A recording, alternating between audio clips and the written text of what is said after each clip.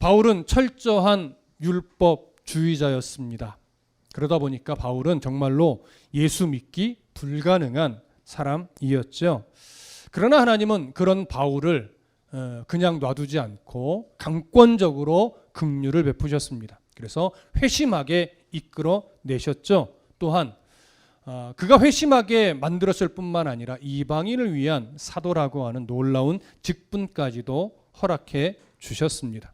바울은 이런 자신을 돌아보면서 자신이 정말 큰 은혜를 받은 죄인 중에 괴수였음을 고백했습니다. 뿐만 아니라 구원받은 이후에도 여전히 죄인 중에 괴수일 수밖에 없다는 고백까지도 했지요. 이는 바울 자신이 하나님의 긍휼이 없이는 절대 회심할 수 없는 자였다라고 하는 고백이었고, 또한 회심 이후에도 여전히 하나님의 긍휼이 없으면 죄에 넘어질 수밖에 없는 연약한 자라고 하는 사실을 고백하는 믿음의 고백이었습니다. 이런 바울을 하나님은 회심시키셨죠. 그렇기 때문에 디모데도 에베소 교회를 목회하면서 그 성도들이 변할까 이런 의심을 하는 것이 아니라 에베소 교회의 성도들의 변화, 에베소 교회의 변화는 하나님께 맡기고 그저 목회자로서 자신의 역할에 충실하면 되는 것임을 우리는 알 수 있었습니다. 이제 바울은요, 디모데에게 긍휼을 받은 하나님의 자녀로서 또한 목회자로서 어떻게 행하여야 할 것인가, 이 부분에 대해서 교훈합니다. 자, 우리가 먼저 18절과 19절을 다시 한번 읽겠습니다. 18절과 19절 함께 읽습니다. 시작. 아들 디모데야, 내가 네게 이 교훈으로서 명하노니 전에 너를 지도한 예언을 따라 그것으로 선한 싸움을 싸우며 믿음과 착한 양심을 가지라. 어떤 이들은 이 양심을 버렸고 그 믿음에 관하여는 파선하였느니라. 아멘. 바울은 디모데를 향해서 이렇게 부릅니다. 아들 디모데야. 디모데를 향한 애정과 또한 신뢰를 표현하는 것이죠. 그렇게 디모데를 부르면서 무슨 말씀을 하냐면 내가 네게 이 교훈으로서 명한다, 이렇게 이야기를 합니다. 바울이 디모데에게 교훈으로서 가르쳤던 것, 우선 본문의 내용을 중심으로 본다면 3절부터 11절을 통해 가르친 또 교훈한 내용입니다. 그 핵심이 뭐였죠? 거짓 교훈을 가르치는 이들, 다른 교훈을 가르치는 이들을 말씀으로 막으라는 거였습니다. 또한 그 다른 교훈의 영향을 받아서 신앙이 자꾸 왜곡되고 있는 성도들, 그들을 바르게 가르쳐서 다시 올바른 길로 돌이킬 수 있도록 목회하라는 것이었죠. 자, 이 다른 교훈에는 영지주의적 이원론의 영향을 받은 그러한 거짓 교사들도 있지만 바울이 조금 더 강조점을 두고 있는 것은 바로 율법주의적 성향을 가지고 왜곡된 가르침을 전하고 있었던 그런 자들이었습니다. 그래서 바울이요, 이전에 내가 너에게 교훈을 한 것을 따라서 이제 명하는데 라고 하면서 무슨 말로 연결을 하냐면 전에 너를 지도한 예언을 따라 그것으로 선한 싸움을 싸워 가야 한다, 이렇게 교훈합니다. 자, 전에 너를 지도한 예언, 무엇을 말하는 걸까요? 예언이라고 번역이 되니까 마치 굉장히 신비한 가르침을 준 것처럼 생각이 들 수 있지만 사실 그런 것은 아닙니다. 정확하게 무슨 가르침을 말하는 건지는 단정하여 말할 수는 없으나 우리가 충분히 추측할 수 있는 것은 바울이 디모데를 에베소 교회의 목회자로 세울 때 그냥 세우고 빌립보로 가지는 않았을 겁니다. 그가 에베소 교회의 목회자로 디모데를 세웠을 때 크게 두 가지 정도를 이야기했을 것으로 여겨지는데, 그 첫 번째는 뭐냐면 예루살렘 교회 공의회에서 율법에 대해서 결정한 것들이 있어요. 이방인들에 대해서 이 율법을 어떻게 적용해야 되는가, 우리가 이미 사도행전을 통해서 확인했던 바죠. 크게 두 가지였어요. 뭐였죠? 율법의 준수나 할례의 시행이 이방인들에게 강요할 내용이 아니다. 그것으로 구원과 연결시키는 것은 옳지 않다. 이것이 첫 번째 결정사항이었어요. 그래서 율법의 준수에 있어서는 자유로울 필요가 있다라고 하는 것이 결정사항이었죠. 두 번째는 뭐였습니까?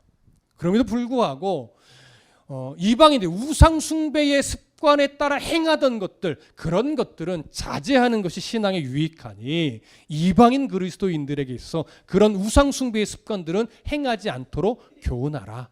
이것이 두 번째 결정 사항이었습니다.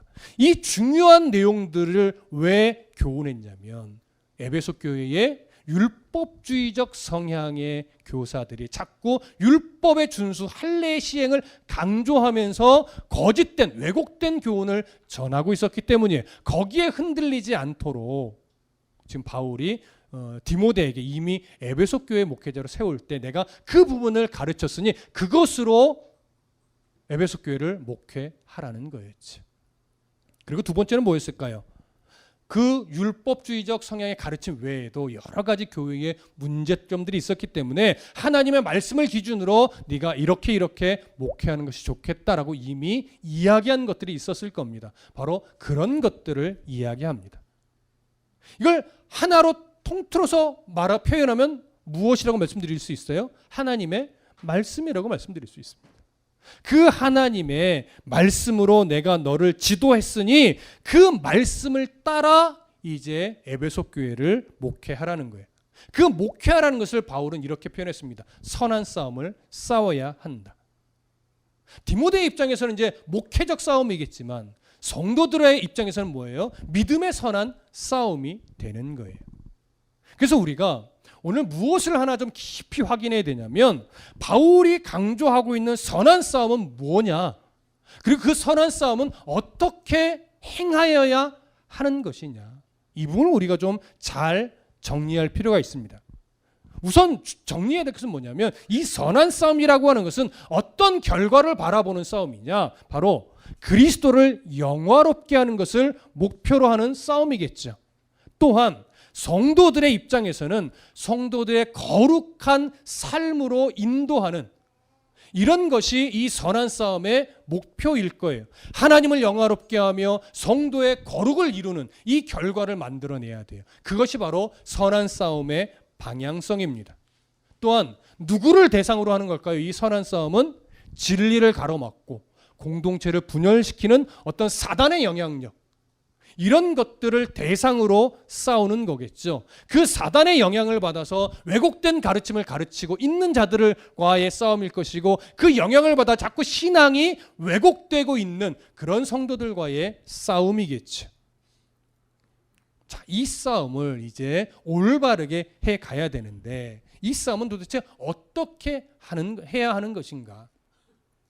바울이 에베소서에서 이 싸움에 대해서 명확하게 기준을 제시했습니다. 한번 살펴볼까요? 에베소서 6장 10절부터 13절입니다. 한번 찾아보시죠. 신약성경 에베소서 6장 10절부터 13절, 우리가 너무나 잘 알고 있는 말씀입니다.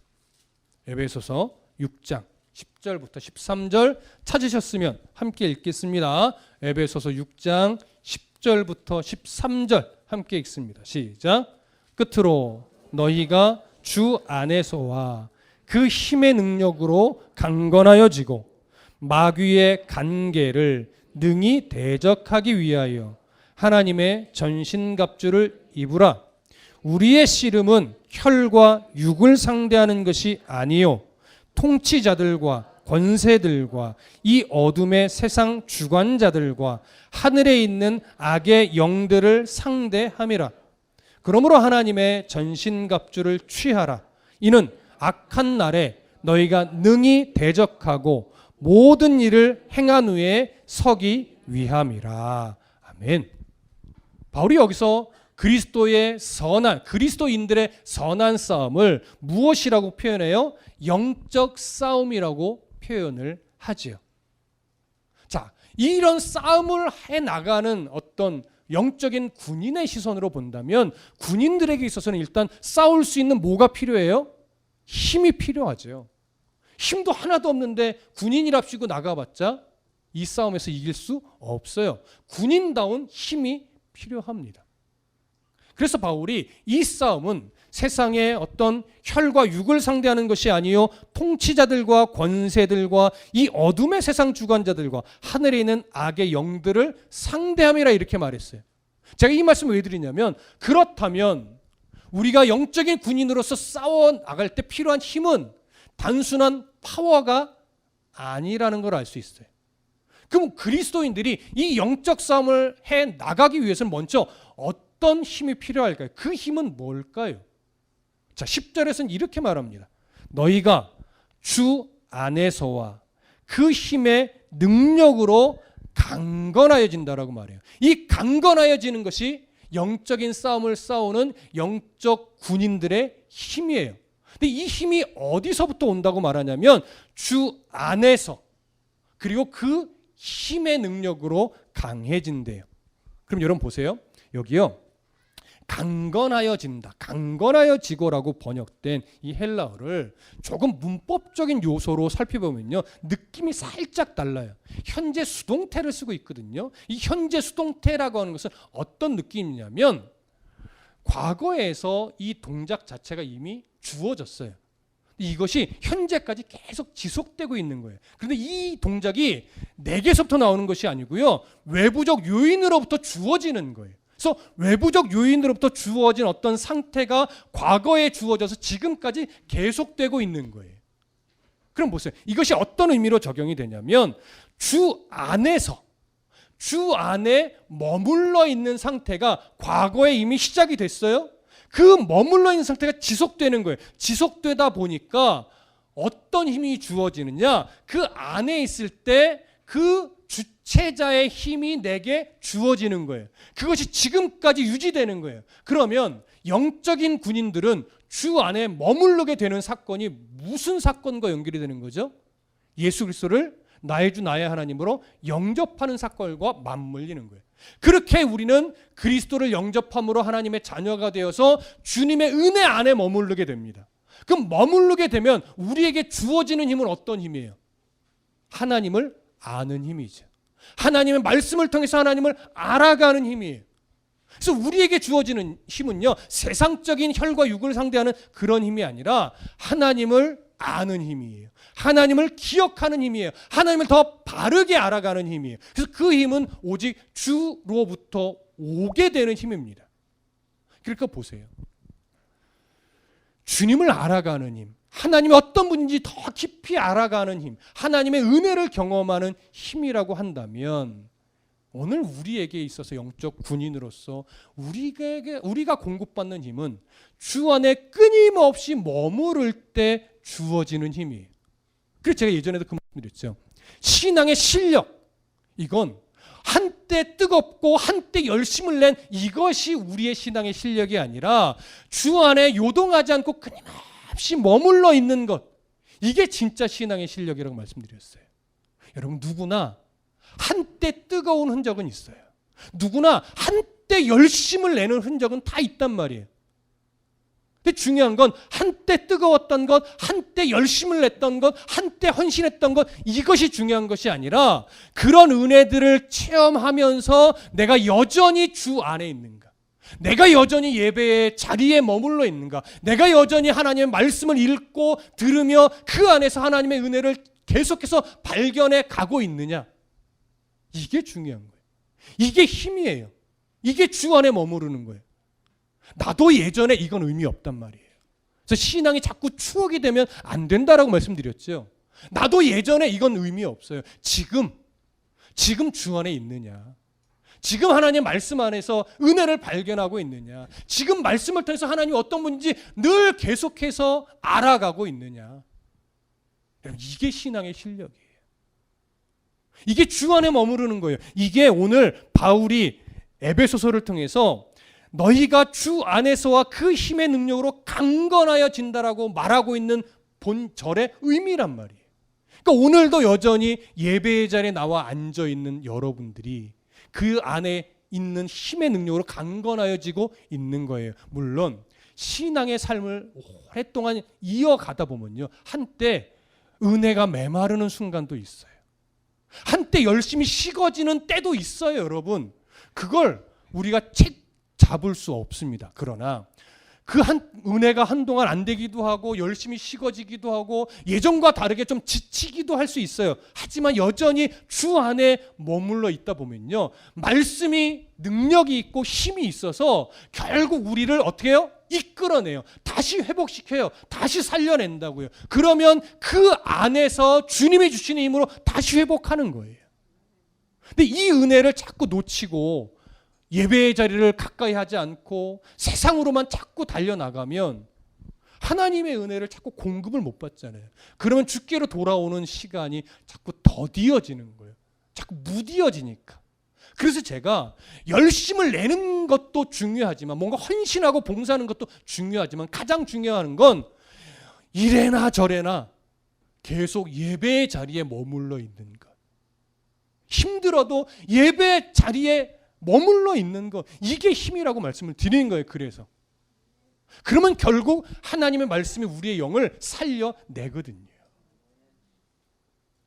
그래서 오늘 바울은 너희가 주 안에서와 그 힘의 능력으로 강건하여진다라고 하는 중요한 원리를 말씀해 주고 나서 그 다음에 이렇게 이야기를 이어갑니다. 11절 보세요. 마귀의 간계를 능히 대적하기 위하여 하나님의 전신갑주를 어떻게 하래요? 입으래요. 그리고 13절을 보면 그러므로 하나님의 전신갑주를 어떻게 하래요? 취하래요. 그럼 우리가 이렇게 생각을 하죠. 하나님의 전신갑주, 그래 날마다 입어야지. 하나님의 전신갑주를 오늘도 입고 내일도 입고 모레도 입고 날마다 입어야지, 이렇게 생각을 해요. 틀린 생각은 아니에요.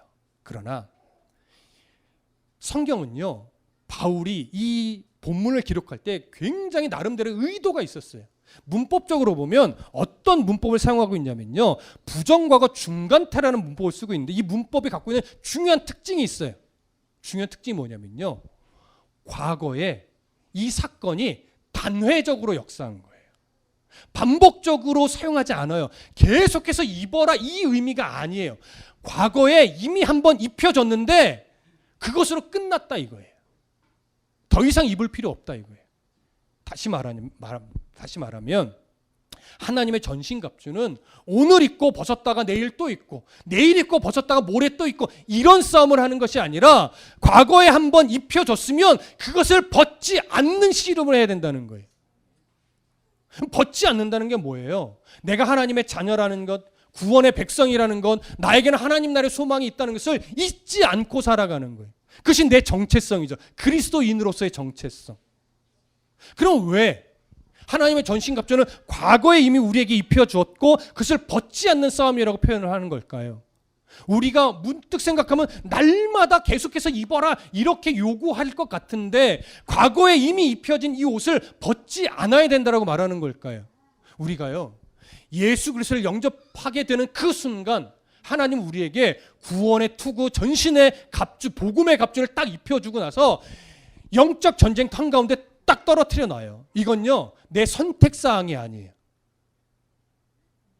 우리가 원하지 않아도 예수 그리스도의 그 구원의 백성이 되는 순간 구원의 투구, 복음의 전신갑주를 딱 입혀주고 나서 우리를 영적 한가운데, 영적 싸움터에 딱 떨어뜨려 놓는다고요. 그 무조건 싸워야만 하는 싸움이잖아요. 그러면 그 영적 전쟁터에 딱 놓여진 군인이 이 전쟁이 끝나기 전에 전신갑주, 무장을 벗어버릴까요? 벗어버리면 죽지요.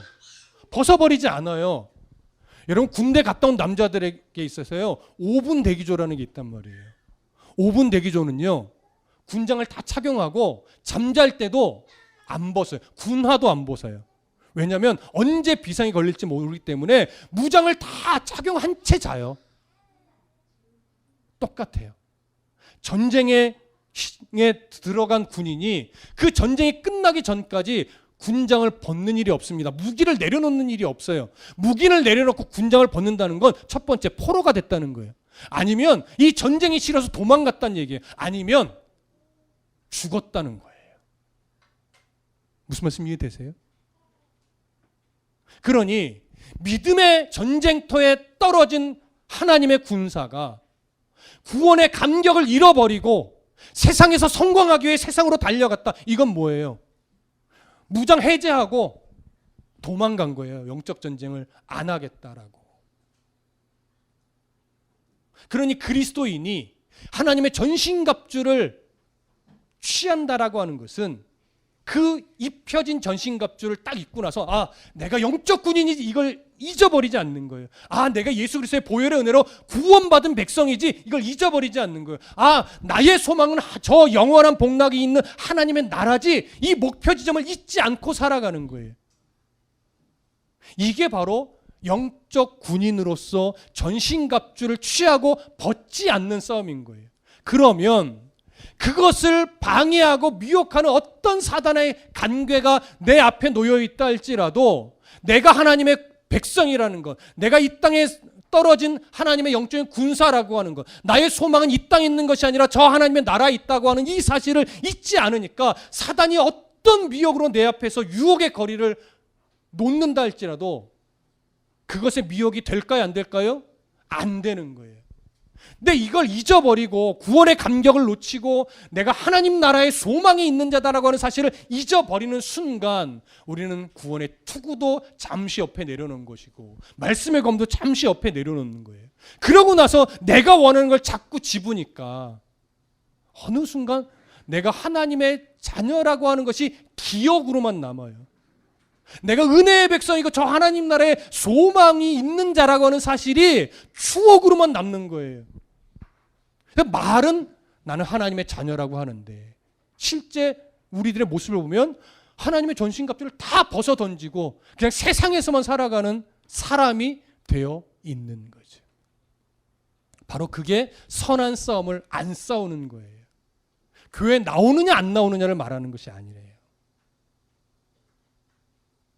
하나님의 전신갑주를 입고 영적 전쟁을 오늘도 싸워가는 사람은 내가 구원의 백성이라는 것, 내가 하나님 나라의 소망을 갖고 있는 자라고 하는 이 사실을 오늘도 잊지 않고 그렇다면 내가 세상 속에서 어떻게 살아갈까를 오늘도 고민하는 성도가 바로 이 선한 싸움을 싸우는 성도인 겁니다. 그런지 보십시오. 오늘 다시 본문으로 돌아오셔서 바울이 디모데에게 권면하면서 내가 전에 너를 지도한 예언을 따라 그것으로 선한 싸움을 싸워라라고 요구할 때요. 디모데에게는 그거예요. 너에게 주어진 하나님의 말씀들을 신뢰함으로 말미암아 에베소 교회 성도들을 목회할 때 포기하거나 실망하지 말고 그 말씀을 그냥 그대로 순전하게 가르치면서 말씀대로만 목회해. 그러면 성도들을 변화시키는 것, 교회를 새롭게 하는 것, 그건 내가 할게. 이거예요. 그러니까 하나님의 약속을 잊지 않는 거예요. 말씀이 얼마나 신뢰할 수 있는 진리의 말씀인지를 내가 놓치지 않는 거예요. 그러면 그것이 바로 선한 싸움을 디모데가 해내는 거죠. 그럼 성도들은요, 지금 계속해서 말씀을 드렸듯이 나의 정체성을 잊어버리지 않고 일상을 살아내는 거예요. 교회에서 은혜 받았는데 문 열고 나가면서 그 은혜를 다 쏟아놓고 그냥 세상에 파묻혀서 내가 누구인지도 가늠하지 않을 정도로 막 사는 것이 아니고 내가 일상을 살아가는 그 순간에도 맞아, 나 그리스도인이야. 맞아, 나 하나님 나라 소망을 갖고 있는 사람이지. 맞아, 나는 오늘도 믿음의 싸움을 싸우는 영적인 군인이지. 이걸 끊임없이 되새기고 살아내는 거지. 그러다 보면 내 일상의 영역에서 나의 말투가 바뀌고 행실이 바뀌고 가야 할 것과 가지 말아야 될 것, 해야 할 것과 하지 말아야 될 것들이 구별되기 시작하죠. 그러다 보면 점차 나의 이제 말이 바뀌고 행동이 바뀌고 시선이 바뀌고 의식이 바뀌어져요. 바로 이것이 믿음의 선한 싸움입니다. 오늘도 여러분 그리스도인으로 살아가고 있으십니까? 그리스도인으로 호흡하고 계십니까? 그러면 믿음의 선한 싸움을 하고 있는 거예요. 무엇인가 업적을 만들어내라가 아니란 말이에요. 군인 적들을 몇 명 죽여라 이 싸움이 아니라고요. 그건 혈과 육의 싸움이에요. 오늘도 너의 일터에서 네가 그리스도인이라는 걸 잊지 않고 일을 했니? 그게 선한 싸움이에요. 오늘도 공부하는 중에 내가 그리스도인이라는 사실을 놓치지 않고 공부하고 있니? 그게 믿음의 선한 싸움이라는 거예요. 오늘도 가족들을 챙기면서 내가 믿음의 선한 싸움, 그리스도인이라는 걸 잊지 않고 내가 믿음의 부모라는 걸 잊지 않고 오늘 하루도 살아냈니? 그게 믿음의 선한 싸움이라는 거죠. 여러분, 이 믿음의 선한 싸움은요, 조금이라도 방심하면 우리는 마귀의 간궤에 넘어갑니다. 왜냐? 마귀의 간궤는요, 집요해요. 그리고 너무나 다양해요. 왜냐? 우리의 연약함을 알거든요. 뭐에 연약한지 다 알거든요. 마귀의 영향력이라고 하는 것은. 그러니까 우리가 조금만 방심하여 내 육의 욕심에 따라 살아가려고 발걸음 한 번만 잘못 디디면요, 사단은요 얼씨구 나고 그 발걸음에 필요한 모든 악한 계교를 다 뿌려버려요. 우리가 넘어지기는 쉬워요.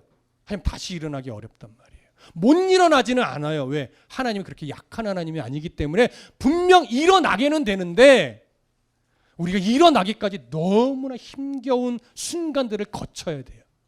그래서 우리가 이왕이면 넘어지지 않으려고 말씀 붙잡고 끊임없이 내가 영적 군인이라는 사실을 잊지 않아야 하는 거예요. 그렇게 분별력을 가지고 그렇게 하나님 원하시는 선한 싸움을 해 가야 되는 거죠. 그래서 그 선한 싸움을 싸우라라고 바울이 명령한 다음에 19절에서 이 요구를 해요. 믿음과 착한 양심을 가지라.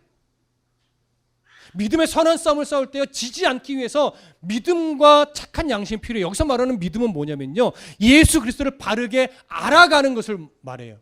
그리고 착한 양심이라는 건 뭐냐면 성령께서 우리에게 마음에 울려 퍼지는 그 음성에 우리가 반응하는 걸 말해요. 그러니까 하나님을 아는 지식에 날마다 새로워지면서 그 말씀을 붙잡고 살아갈 때 성령께서 우리 마음에 자꾸 외쳐주시는 게 있다고요.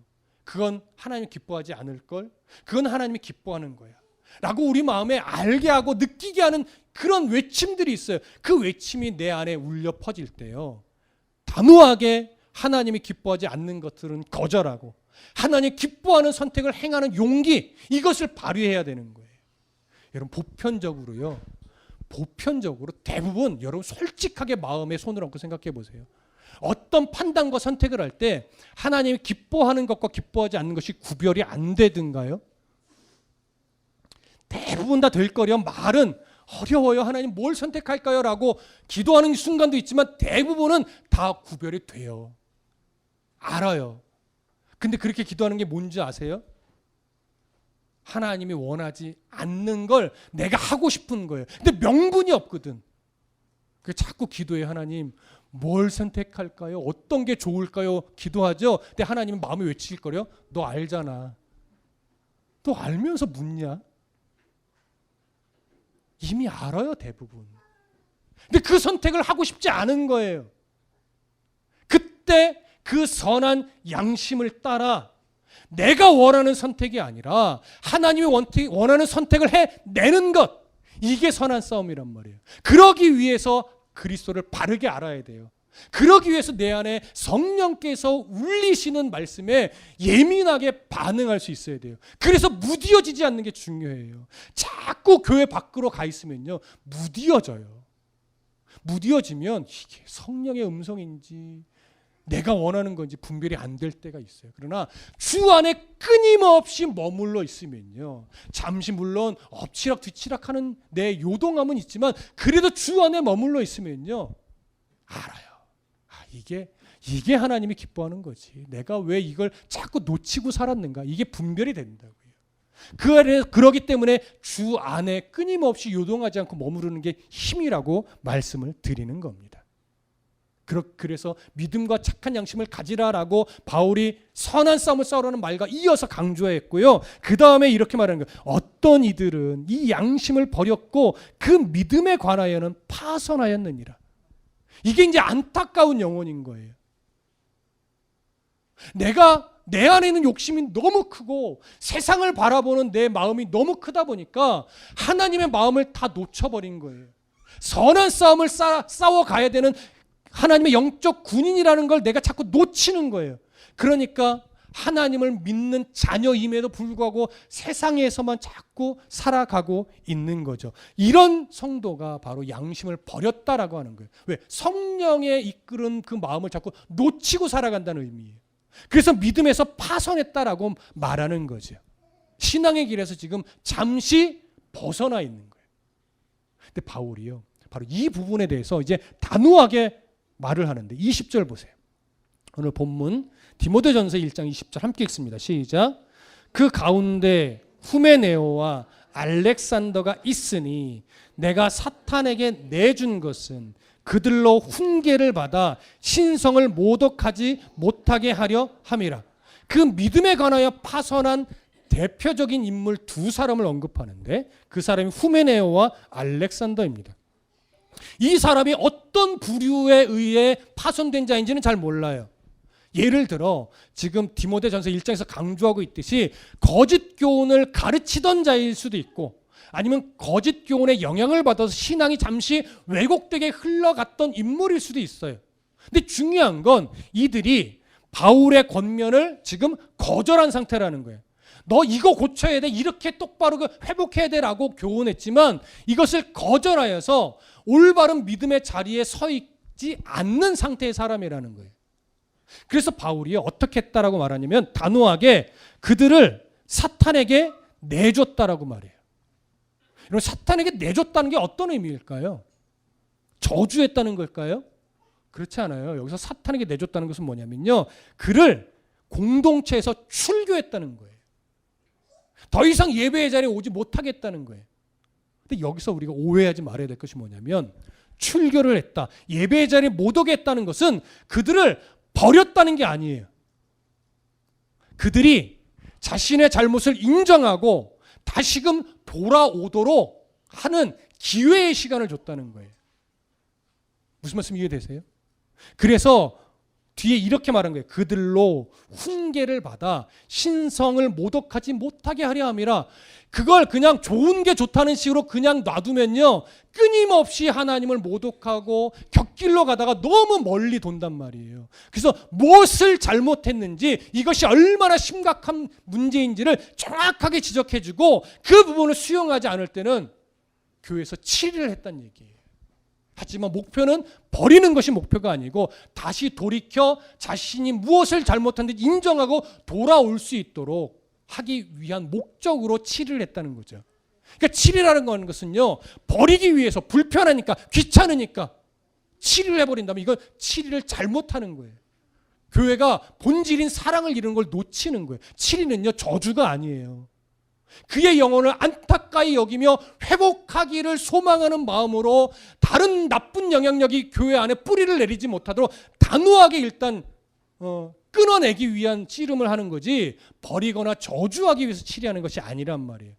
근데 이것을 목회자들이 잘못 이용하니까 교회가 그런 잘못된 치리 행정으로 인해서 때로는 분열하고 깨지기도 하는 거죠. 치리 또한 사랑의 일환으로 할 수 있어야 하는 겁니다. 근데 오늘 본문에서 말하는 이 치리는요, 이단적 요소와 사실은 좀 맞물려 있어요. 단순하게 성도의 실수를 말하는 것이 아니고 이단적 가르침, 그의 영향을 받아서 교회에 정말로 심각한 위험을 초래할 수 있는 상황이었기 때문에 이런 사탄에게 내주는 치리를 한 거예요. 하지만 바울은 끊임없이 그 영혼들을 위해서 기도합니다. 어떻게 되도록? 바르게 깨닫고 잘못을 인정하고 돌아오도록. 그래서 하나님을 모욕하는 일을 멈추고 다시 하나님께 영광을 돌리는 삶을 살아갈 수 있도록. 여러분, 이것이 교회를 지키는 아주 중요한 방향성입니다. 그래서 이단과 이단적 사상에 대해서만큼은 교회가 매우 단호하게 대처해야 된다는 것을 여기서 보여주는 거죠. 또한 그런 사상에 휩쓸리지 않기 위해서, 그러한 사상의 교회가 심각한 영향을 받지 않기 위해서 우리는 끊임없이 하나님의 말씀을 근거로 한 선한 싸움을 싸워가야 돼요. 복음의 구원의 감격을 잊어버리지 않고, 그리스도 안에서 우리가 어떤 인생의 목표를 가지고 살아가는 자들인지를 잊지 않고 오늘을 살아내시면 되는 것이고, 그렇게 주 안에서 올바른 구원의 감격과 하나님의 소망을 가지고 살아갈 때 조금 더 우리가 노력해야 될 것은 바로 예수 그리스도가 누구신지를 끊임없이 말씀을 근거로 바르게 알아가는 노력과 함께 성령께서 우리 마음 가운데 외쳐주시는 그 말씀의 은혜들을 마음에 느낄 때에 이제 바르게 반응하는 씨름들, 노력들은 필요하죠. 왜? 알지만 안 되는 순간들이 있거든요. 그걸 내가 불편해도 내가 싫어도 하나님이 기뻐하는 것이라는 마음의 판단이 딱 서면 단호하게 그 하나님의 원하시는 선택을 할 수 있는 노력들, 이걸 해주시는 겁니다. 이것이 믿음의 선한 싸움인 거예요. 저와 여러분, 저는 목회자로서 그 선한 싸움을 치열하게 해 가야 됩니다. 여러분들은 성도로서 일상의 영역에서 살아갈 때 그 치열한 선한 싸움을 해 주십시오. 그럼 저와 여러분들은 하나님이 기뻐하는 복된 삶을 살아가는 성도로서의 모습을 지켜내게 되실 겁니다. 우리 모두 하나님의 말씀을 마음에 품고 이런 선한 싸움을 해내는 복된 성도가 되시기를 간절히 소망하고 축복합니다. 기도하겠습니다.